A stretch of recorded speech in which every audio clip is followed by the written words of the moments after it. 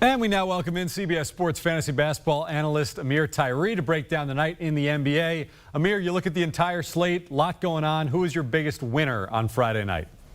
Yeah, my biggest winner for Friday night is going to be Julius Randle. The Knicks were down big, 40-19 at one point, had a 40-plus point swing to come out on top.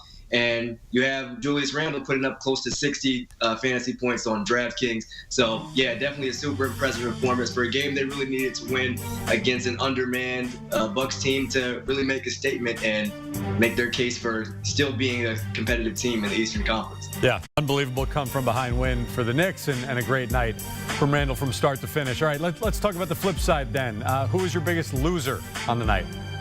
Yeah, on the opposite end of the spectrum, you had a Grizzlies team who really got off to a strong start this year, and they got shocked by the Wizards today. And John Morant, who's been playing like an all-NBA talent so far, came in averaging 25-plus per game, 27 per game, only scored 11 points, held 4 of 17 shooting against Washington defense that was the worst in the NBA last year. They really turned it around, and it was surprising to see him finish so poorly considering he's been one of the most consistent fantasy plays all year so far.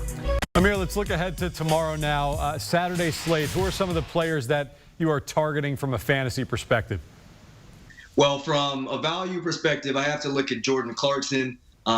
He's a guy who's been able to put up big numbers whenever Donovan Mitchell is out and he gets that extra opportunity to fire up as many shots as he wants. He scored 30 without even getting the start in his last game. So if Donovan Mitchell is still out with that ankle injury that hindered him earlier this week, I expect him to really produce at a high level again. And Al Horford is a mid-tier guy I'm looking at who's kind of flown under the radar.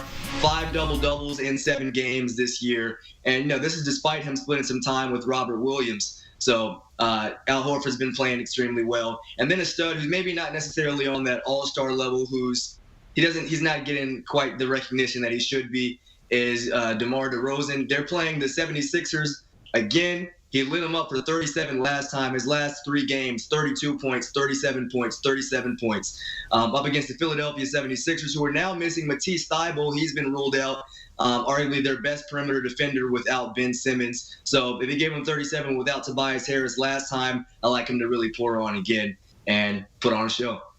CBS Sports fantasy basketball analyst Ameer Tyree dropping the knowledge. Ameer, thank you so much for the information. Thanks for having me. Coming up, we got 53 college football games on Saturday. One of the very best wagers. Instant analysis, no yelling, no fake debates, no politics. Hit the subscribe button and never miss a moment.